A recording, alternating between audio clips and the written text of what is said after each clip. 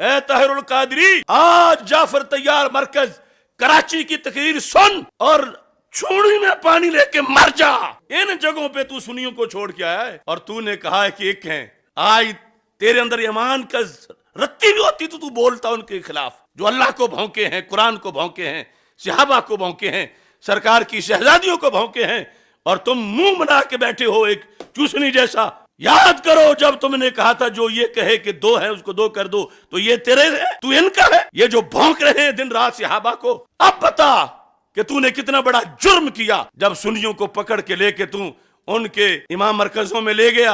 آج بول اور بول کے کہہ کہ تو نے جرم عظیم کیا۔ ان کا تو اتحادی بنا تھا، ان کے لحاظ سے تو کہتا تھا کہ یہ سنی شیعہ ایک ہیں۔ یہ جرم ہے ان سارے لوگوں کا، اجتہاد اور خطا اجتہادی کی انہوں نے وضاحت نہیں کی، صرف ان کا راندہ راضی کرنے کے لیے کہ خطا بولنا جائز ہے لیکن مطلب ان والا بتاؤ۔ اگر صحیح بتا ہوتا تو آج پتہ چلتا، جب یہ خطا والا قول ہوا تو کسی کو اضطراب نہ ہوتا۔ اس بنیاد پر میں پھر کہہ رہا ہوں سارے ٹولے کو کہ مسئلہ فدق میں دونوں جانب سچ تھا، کسی جانب بھی جھوٹ نہیں تھا، دونوں جانب صدق تھا کہ یہاں امکان خطا بھی نہیں، اور نبیوں کا کیا ہے، کہتے صدور خطا بھی ہے، تو رفض نہیں تو اور کیا ہے، غیر نبی کو نبی سے بڑھانا نہیں تو اور کیا ہے۔ اس کی جو تفسیر منہاج القرآن ہے اس کے اندر اس نے آیت نمبر 37 مضمون نمبر 57 حضرت آدم علیہ السلام کی قبول توبہ، اس میں لکھتا ہے ربنا ظلمنا انفسنا وان لم تغفر لنا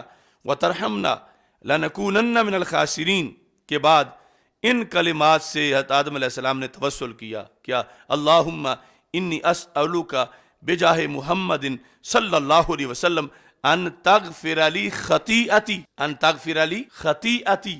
ترجمہ، اے اللہ میں تجھ سے حضرت محمد صلی اللہ علیہ وسلم کی عزت و مرتبت کے واسطے سے سوال کرتا ہوں میری خطا معاف فرما دیجئے۔ معافی تب مانگی جب صدور ہو چکا تھا، کس چیز کا، اور ادھر امکان خطا بھی نہیں، اور ادھر خطا کا صدور ہو چکا ہے۔ قیامت تک اس دلدل سے نہیں نکل سکتے یہ لوگ جب تک کہ پلٹ کے اہل سنت کے نظریات پہ نہ آ جائیں۔ انہیں اپنا سارا لٹریچر کسی سمندر میں جا پھینکنا پڑے گا۔ یہ تو بھی چند چیزیں ہم نے سامنے کی ہیں، یعنی یہ حدیث آگے ذکر کر رہا ہے، خطیئتی ترجمہ کر رہا ہے میری خطا، تو حضرت آدم علیہ السلام سے خطا ہوئی، وہ اجتہادی تھی، اس نے تو مطلقہ نہیں لکھا، خطیئتی ہے مگر مراد اجتہادی ہے بالیقین۔ اور توحید سے بغاوت کی، قرآن سے تم نے بغاوت کی، تم نے کیا نہیں کیا؟ قرض ہے طاہر القادری پر، اب اگلا میں ہوم ورک دے رہا ہوں اس کو۔ طاہر القادری اگلا جو درس دے میرے جواب میں، مرنے سے پہلے پہلے، صرف کل پرسوں کی بات نہیں، مرنے سے پہلے پہلے۔ یہ صحیح مسلم ہے، اس کے اندر حدیث نمبر 193 ہے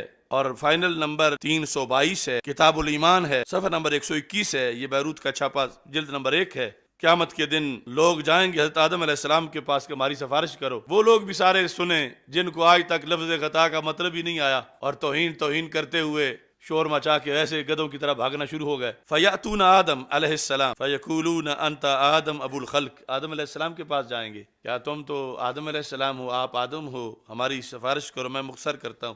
یہ وہ لفظ ہیں جو اس نے اپنے منہاج السوی میں سارے کاٹے ہیں، چاروں نبیوں کی گفتگو جس میں خطا کا ذکر ہے۔ یہاں آدم علیہ السلام کہیں گے لست ہناکم، میں نہیں وہاں بات کر سکتا اللہ کے پاس۔ فَيَذْكُرْ خَطِيئَتَهُ الَّتِي أَصَابَ، وہ اپنی خطا کا ذکر کریں گے جو ان سے ہو گئی، وہی دانا کھانے والی، وہی اجتہادی، ایک نمبر۔ پھر فَيَأْتُونَ نُوحًا فَيَقُولُ لَسْتُ هُنَاكُمْ، وہ کہ میں بھی نہیں اللہ تعالیٰ سے آج بات کر سکتا۔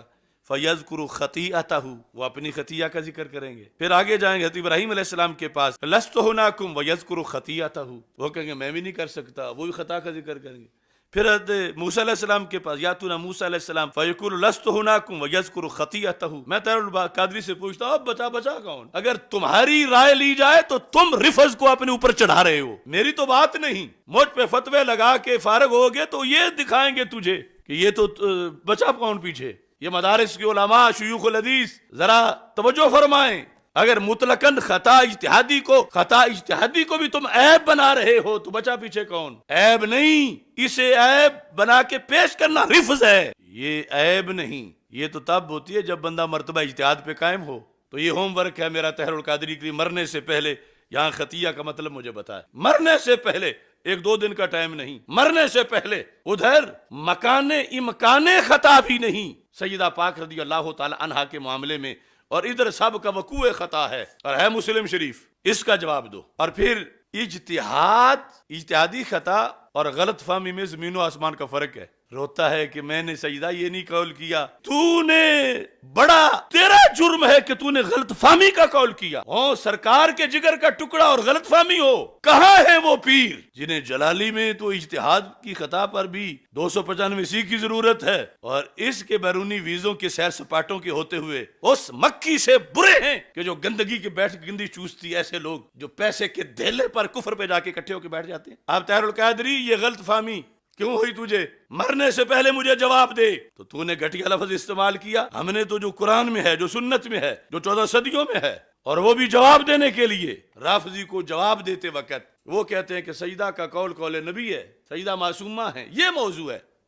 اب آپ مقابلے میں مرنے تک تجھے میرا چیلنج ہے طاہر القادری، یہ ہے تصفیہ، اور یہ ہے صفحہ نمبر 46، اور یہ نچلی 4 لائنیں ہیں۔ پیر میر علی شاہ صاحب نے جو سوال لکھ کے جواب دیا، اس پر کلپ بنا۔ اگر میرے ساتھ مقابلہ کرنا ہے تو موضوع تو یہ تھا، تو لوگوں کو ویسے خطا کے موضوع پہ آ کے پھسلا رہا ہے۔ اس سوال کا جواب بول، اپنی زبان سے سوال اور پھر جواب دے، تو پتا چلے گا کہ تیرے پاس کتنے دانے ہیں۔ یہ موضوع ہے، اور اس کے لونڈوں کو کہتا ہوں یہ پوچھو اس سے، اس کا کلپ بنواؤ اس سے، کیوں اب تک چپ ہے؟ اور ساتھ جو ہے وہ جو شیعوں کی کتاب کا ورقہ گردش کر رہا ہے، وہ بھی میں اس کو دے رہا ہوں۔ میں نے اس کا جواب دیا طاہر القادری، اس کا جواب دیا میں نے، اور پیر میر علی شاہ صاحب نے اس کا جواب دیا۔ یہ تجھے میں نیٹ پہ دے رہا ہوں، اب پتا چلتا ہے کتنے مہینوں کے بعد تو رفض کا جواب دیتا ہے۔ اس کا جواب دینے کے لیے وہ جملہ بولنا پڑا جو پیر میر علی شاہ صاحب نے پہلے بولا، اور میں نے ان کے قول کی تشریح میں اور پہلے امت کا وہ موقف ہے، اس کا جواب دو۔ اور اس کے علاوہ جو اس کے زمرے میں شمار ہوتے ہیں وہ بھی جواب دے۔ عام شیوخ الحدیث کا بھی حق بنتا ہے۔ یہ رافضی جواب مانگ رہے ہیں، یہ ان کی کتاب میں چھپا ہوا ہے۔ میرے والے لفظ بولے بغیر اس کا جواب دو۔